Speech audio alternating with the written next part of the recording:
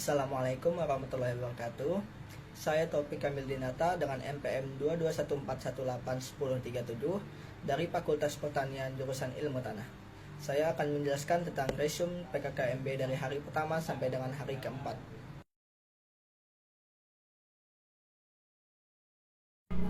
Pada hari pertama, saya mendapatkan banyak sekali materi, salah satunya yaitu dari Pak Yusandri Yusrin dengan tema peran kepolisian RI dalam mengatasi kejahatan digital. Pokok bahasan yang pertama adalah manfaat dari kemajuan teknologi. Beberapa manfaat teknologi adalah mencerdaskan kehidupan bangsa sebagai bagian dari masyarakat informasi dunia, lalu mengembangkan perdagangan dan perekonomian nasional dalam rangka meningkatkan kesejahteraan rakyat, lalu meningkatkan efektivitas dan efisiensi pelayanan publik, serta juga membuka kesempatan seluas-luasnya kepada setiap orang untuk memajukan pemikiran dan kemampuannya di bidang teknologi. Pokok bahasan yang kedua adalah pelanggaran hukum di dunia maya. Salah satu contoh pelanggaran hukum di dunia maya antara lain pornografi, pelanggaran hak cipta, penipuan online, pencemaran nama baik, penipuan kartu kredit, dan illegal akses. Lalu pokok bahasan yang ketiga adalah tips agar terhindar dari jeratan UU ITE. Disampaikan ada 6 trik singkat untuk terhindar dari UU ITE. Yang pertama, pengguna internet harus lebih menyaring konten sebelum di-sharing ke publik melalui media sosial. Yang kedua, melakukan pengecekan lebih teliti sebelum melakukan transaksi melalui media sosial. Lalu, tulisan yang dibuat pengguna internet harus didukung dengan fakta dan data. Selanjutnya, dalam menulis, jangan sekedar mengkritisi, tetapi juga memberikan solusi atas permasalahan yang dikritisi. Yang kelima, jangan ragu untuk meminta maaf jika kita salah tulis dalam media sosial. Lalu yang terakhir yaitu langsung melaporkan ke pihak berwajib jika kita menjadi korban kejahatan di dunia maya. Lalu pemateri yang kedua adalah Ibu Susetia Haryawati dengan pokok bahasan pengertian bullying. Menurut beliau, bullying adalah suatu tindakan fisik atau non-fisik yang melukai diri kita dan kita merasa tidak nyaman. Pokok bahasan yang kedua adalah peran dan tanggung jawab mahasiswa. Dijelaskan oleh beliau, peran dan tanggung jawab mahasiswa adalah sebagai berikut. Yang pertama, mempertahankan dan memelihara persatuan bangsa. Yang kedua, mengembangkan kepribadian yang sehat dan tangguh. Yang ketiga, meningkatkan partisipasi dalam pembangunan politik, ekonomi, dan sosial. Lalu yang terakhir, mengembangkan nilai budaya yang luhur yang relevan untuk mendorong perubahan bangsa. Lalu pokok bahasan yang ketiga adalah beliau menyuruh kita sebagai mahasiswa untuk menjadi seseorang yang man of analysis, yaitu orang yang memberikan pembaharuan dan solusi bagi kehidupan bangsa. Pemateri yang ketiga adalah Kiai Haji Said Akil Siraj dengan tema pengembangan karakter mahasiswa melalui perspektif agama. Menurut beliau, Indonesia bukan negara agama, tetapi rakyatnya harus beragama dan Indonesia harus menjunjung tinggi toleransi perbedaan lintas suku, agama, dan lain-lain. Beliau juga menyampaikan kepada mahasiswa tentang kiat-kiat menjaga toleransi antar umat beragama agar Indonesia tetap kondusif di tengah perbedaan. Pada hari kedua, dibuka dengan perkenalan para pimpinan Universitas Lampung. Pemateri pertama adalah Pak Haryandi dengan tema Merdeka Belajar Kampus Merdeka. Tujuan dari Merdeka Belajar Kampus Merdeka sendiri adalah yang pertama, mendorong proses pembelajaran di perguruan tinggi yang semakin otonom dan fleksibel. Yang kedua, menciptakan kultur belajar yang inovatif, tidak mengekang, dan sesuai dengan kebutuhan mahasiswa. Adapun hak mahasiswa dalam kurikulum Merdeka Belajar Kampus Merdeka ini adalah yang pertama, belajar di luar program studi dalam satu perguruan tinggi dan belajar di luar program studi di perguruan tinggi lain atau di lembaga atau non-PT.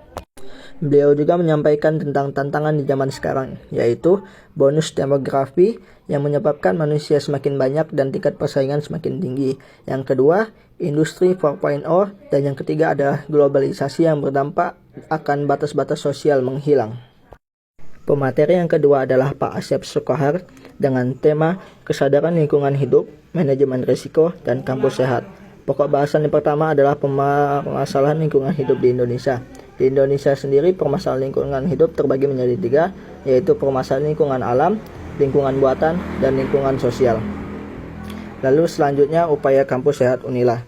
Unila sendiri sudah mengupayakan kampus sehat dengan cara-cara seperti pembentukan zero tolerance area, lalu parkir terpadu dan pembatasan penggunaan kendaraan bermotor, lalu pengelolaan sampah TPST, serta pengelolaan sumber daya air. Lalu pokok bahasan yang ketiga adalah manajemen risiko. Manajemen risiko adalah proses mengidentifikasi, menganalisis, mengevaluasi, mengendalikan, dan berusaha menghindari, meminimalkan, atau bahkan menghilangkan risiko yang tidak dapat diterima akibat kerusakan lingkungan. Beberapa contoh dari manajemen risiko terhadap lingkungan adalah memanfaatkan kebijakan lingkungan, lalu CSR, dan lain-lain. Pemateri yang ketiga adalah Pak Yulianto dengan tema etika dan norma kehidupan ke kampus. Beliau menyampaikan tentang menjadi mahasiswa yang ideal, dan beliau juga menyampaikan tentang tipe mahasiswa di perkuliahan. Tipe mahasiswa di perkuliahan sendiri ada 4, yaitu yang pertama tipe mahasiswa study oriented, yang kedua tipe mahasiswa organization oriented, yang ketiga tipe mahasiswa study and organization oriented, lalu yang terakhir tipe mahasiswa yang hanya suka bermain.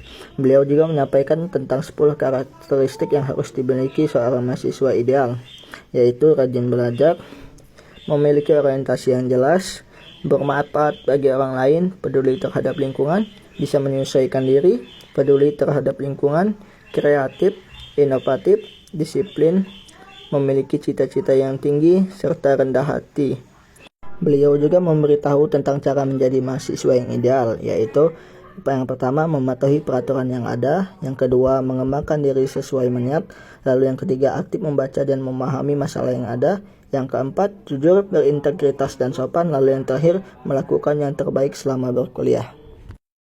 Pemateri selanjutnya adalah Pak Soeharto dengan tema Perguruan Tinggi di Era Revolusi Industri 4.0 dan Kehidupan Kampus di Masa Pandemi. Pokok bahasan yang pertama adalah tantangan dunia pendidikan selama pandemi, yaitu tantangannya antara lain adalah pencegahan dan pemutusan mata rantai penularan COVID-19 yang tidak mudah dan dilakukan secara berkelanjutan. Lalu proses pembelajaran yang bertransformasi ke ruang virtual. Lalu selanjutnya pengembangan kreativitas dan jaringan TIK yang mendukung kinerja dan proses belajar mengajar. Pokok bahasan yang kedua adalah tentang ICT. ICT adalah teknologi informasi dan komunikasi yang bertujuan untuk menuju peningkatan proses belajar pengajar di Universitas Lampung. Pokok bahasan yang terakhir adalah Single Sign-On atau SSO. Secara teknik, SSO berarti mengintegrasikan proses autentikasi seorang user ke berbagai aplikasi. Jadi cukup sekali login, sudah bisa membuka semua aplikasi seperti email, sistem e-learning, Unila, dan layanan aplikasi Google lainnya. Lalu pada sesi siang dilanjutkan dengan perkenalan UKM yang diisi oleh UKM-UKM Universitas Lampung. Memasuki hari ketiga yaitu PKKMB tingkat fakultas. Pada hari ketiga saya mendapatkan materi seperti pembelajaran di perguruan tinggi pada era 4.0 dan plagiarisme. Plagiarisme sendiri adalah bagian tulisan yang dikopi dari orang lain namun disebut seolah-olah itu adalah hasil sendiri atau mengambil ide orang lain. Lalu materi selanjutnya yang saya dapat adalah sistem perkuliahan dan pembimbing akademik. Pembimbing akademik sendiri adalah dosen yang ditetapkan oleh dekan atas usulan ketua prodi atau bagian atau jurusan yang berguna untuk membimbing mahasiswa dalam proses pembelajaran.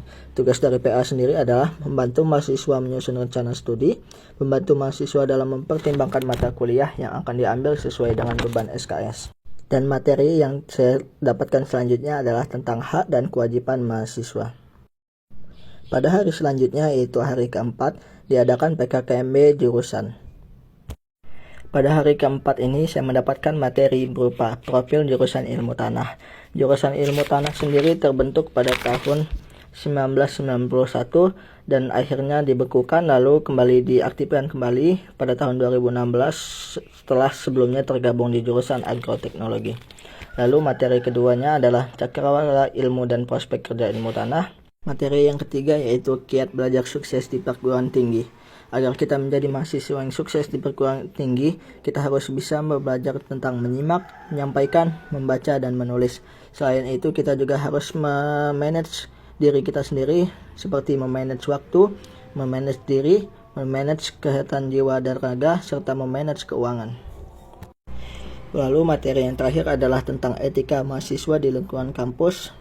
Beberapa etika mahasiswa yang harus dilakukan di kampus seperti berpakaian rapi dan sopan, melaksanakan kewajiban yang berlaku, memberi contoh yang baik dalam berperilaku, saling menghormati, serta bertutur kata yang sopan.